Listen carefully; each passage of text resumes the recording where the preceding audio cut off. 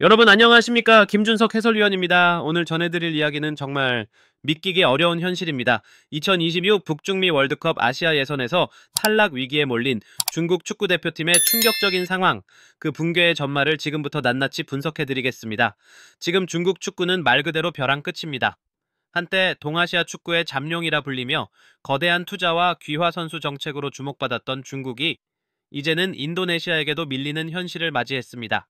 예선 C조에서 승점 6점으로 최하위, 다음 경기에서 인도네시아에 패배하면 사실상 월드컵 탈락이 확정되는 그야말로 최악의 시나리오입니다. 2002년 한일 월드컵 이후 단 한 번도 본선 무대를 밟지 못한 중국이 이번에도 쓰라린 결과를 마주하게 될지 지금부터 함께 살펴보시죠. 자, 그럼 지금부터 중국이 처한 현재 상황, 즉 C조 순위와 조별 전적을 한번 들여다보겠습니다. 중국이 속한 C조에는 총 6개 팀이 있습니다. 현재 이 조에서 1, 2위는 월드컵 본선 직행, 3위와 4위는 4차 예선 진출권을 따내고요. 5위와 6위는 그대로 탈락입니다. 그런데 지금 중국은 놀랍게도 이 6개 팀 중에서 꼴찌, 즉 유위에 머물러 있습니다. 승점은 6점, 2승 6패. 그리고 무엇보다도 최근 4연패 중 다음 경기에서 또 지면 5연패입니다. 다음 상대는 누구냐고요? 바로 인도네시아. 현재 C조 4위에 올라있는 인도네시아는 중국보다 승점이 3점 앞서 있습니다. 게다가 전력도 무시할 수 없습니다. 귀화 선수들을 앞세워 조직력과 속도를 보완했고 최근 경기력은 매우 안정적이에요. 자, 여기서 만약 중국이 인도네시아에게 패한다면 그 순간 2026 북중미 월드컵 출전은 끝, 탈락이 확정됩니다. 설상가상으로 중국의 마지막 상대는 바레인입니다. 이 팀은 아직도 4차 예선 진출 가능성이 있어 마지막 경기까지 총력전을 펼칠 가능성이 높습니다. 중국 입장에선 단 한 경기, 단 한순간의 실수도 허용되지 않는 상황. 지금 이 조별리그는 말 그대로 생존을 건 전쟁터가 되어버렸습니다. 자, 그럼 중요한 질문 하나 던져보겠습니다. 도대체 왜 중국 축구가 이렇게까지 몰락한 걸까요? 그 해답은 너무나도 명확합니다. 바로 전술의 부재, 기술의 정체, 그리고 정신력의 붕괴. 이 세 가지가 동시에 무너지면서 중국 축구는 그야말로 총체적 난국에 빠져버린 겁니다. 먼저 전술입니다.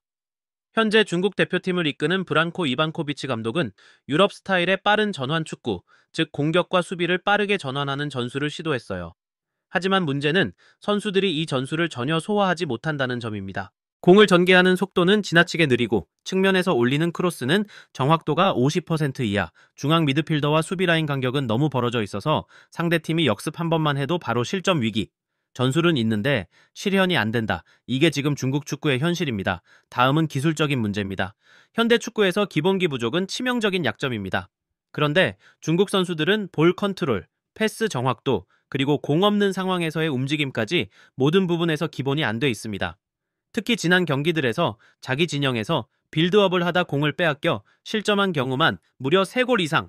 이건 국제대회에서는 상상도 못할 실수입니다. 상대팀은 이런 허점을 놓칠 리 없죠. 마지막으로 가장 심각한 문제, 바로 정신력 붕괴입니다.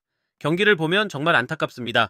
팀워크는 찾아볼 수 없고 선수들끼리 언쟁을 벌이고 감독의 지시도 무시하는 장면이 여러 번 포착됐습니다. 게다가 결정적인 실점을 당한 뒤에는 마치 포기한 듯한 플레이를 펼치기도 했습니다. 이게 정말 국가대표 맞나? 정말 월드컵 무대를 꿈꾸는 팀이 맞나? 라는 의문이 들 정도입니다. 중국 축구는 단순히 기술이 부족한 게 아닙니다. 그보다 더 심각한 건 마음가짐이 무너졌다는 점입니다. 전술이든 기술이든 그 뿌리는 결국 정신력에서 시작되는데 지금 이 팀은 그 중심이 완전히 흔들리고 있습니다. 이제 모든 시선은 단 하나의 경기로 쏠리고 있습니다. 바로 중국 vs 인도네시아. 사실상 이번 예선에서의 마지막 승부, 진짜 끝장전입니다. 중국은 이 경기를 반드시 이겨야 합니다. 비기면 탈락 가능성 농후, 지고 나면 그 자리에서 월드컵 꿈은 산산조각입니다. 하지만 말이 쉽지, 현실은 아주 냉혹합니다. 지금 상대는 인도네시아, 과거엔 아시아 축구의 변방으로 평가받았던 팀이죠. 하지만 지금은 완전히 다릅니다. 이 팀, 무섭게 달라졌습니다. 핵심은 귀화 선수. 최근 몇 년 사이 인도네시아는 유럽에서 활약하던 선수들을 귀화시키는 데 성공했고 그 결과는 엄청납니다. 대표적인 예를 들어볼까요? 네덜란드 출신 중앙 수비수 187cm의 피지컬에 유럽 무대 경험까지 갖춘 선수입니다. 중국의 느린 공격을 상대로 절대적인 수비벽이 되어주고 있어요. 벨기에 출신 미드필더도 있습니다. 공간 활용, 볼 배급, 압박 탈출. 이 선수 한 명으로 중원이 완전히 안정됐습니다. 그리고 공격진엔 카타르 리그에서 활약한 빠르고 기술 좋은 공격수까지. 이 선수는 결정력도 높고 순간 스피드가 엄청나서 중국의 느린 수비 라인을 위협하기에 충분합니다. 단순히 귀화 선수라고 얕볼 수 있는 수준이 아닙니다. 이 선수들은 유럽 하부리그가 아니라 실제로 실력이 검증된 선수들입니다. 자, 그럼 여기서 다시 질문을 던져봅니다.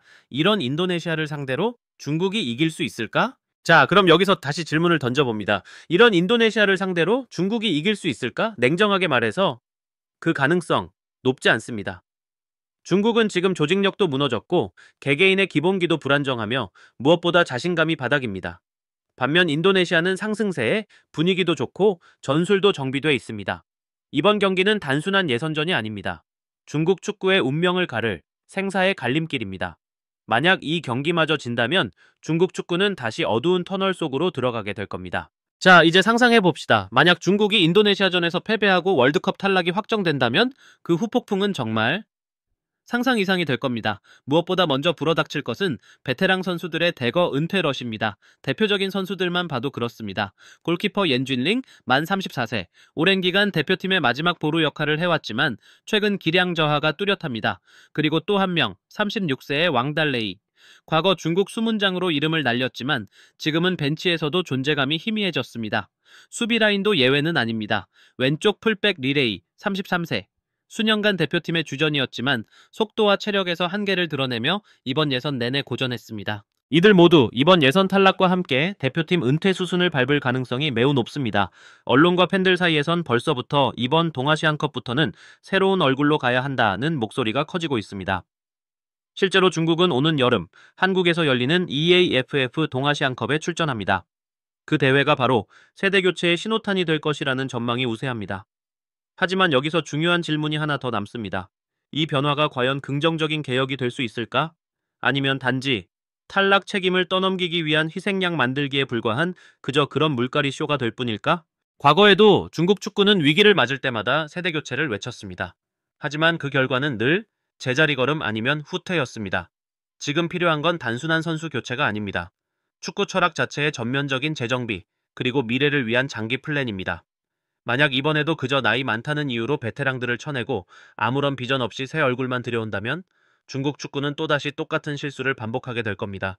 결국 중요한 건 선수 교체가 아니라 방향 전환입니다.